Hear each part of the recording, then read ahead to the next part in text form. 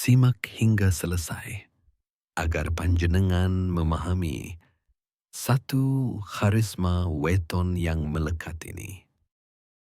Aras Tuding, atau dikenal juga sebagai lakuning setan.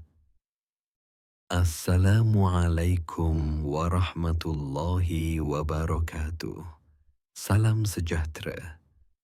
Rahayu, rahayu, rahayu. Dalam perhitungan primbon Jawa, setiap Neptu memiliki garis watak dan nasibnya sendiri.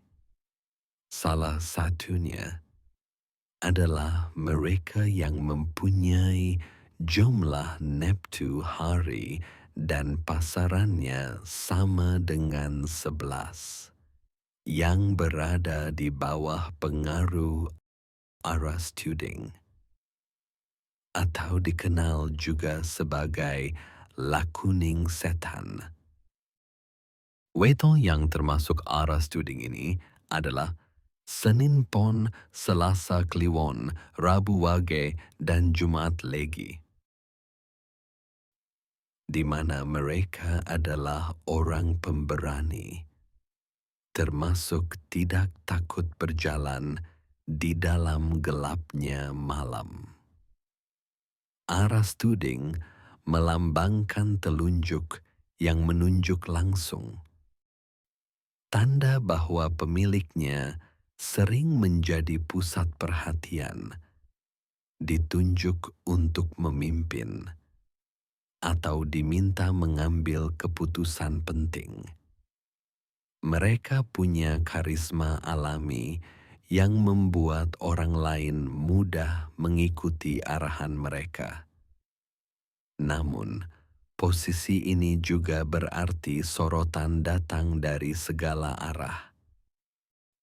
Dalam perjalanan hidupnya, pemilik Neptu 11 ini sering menghadapi ujian berupa fitnah, kesalahpahaman, atau tuntutan yang tinggi dari lingkungan.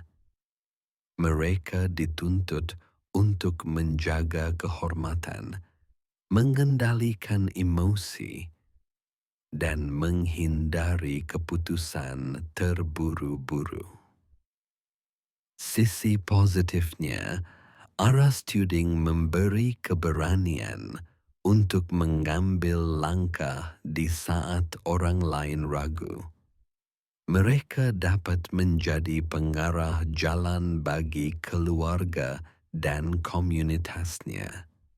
Keberuntungan biasanya datang lewat kemampuan membimbing atau mengelola kelompok. Dalam rezeki, jalur Neptu 11 cenderung naik turun, bergantung pada konsistensi menjaga integritas. Saat fokus dan jujur, peluang terbuka lebar. Namun bila tergoda oleh jalan pintas, kerugian bisa datang cepat. Mereka yang termasuk dalam Aras Tuding atau lakuning setan ini adalah Senin Pon, Selasa Kliwon, Rabu Wage, dan Jumat Legi.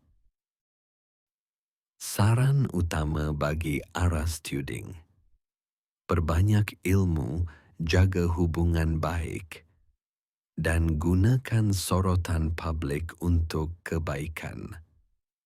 Ujian akan selalu ada, tetapi kekuatan memimpin dan menggarahkan adalah karunia yang tidak dimiliki semua orang. Mudah-mudahan selanjutnya bisa bermanfaat dan diambil sisi positifnya. Jangan lupa untuk subscribe untuk cerita berikutnya dari Kilondo Permadi. Wassalamualaikum warahmatullahi wabarakatuh. Salam Rahayu.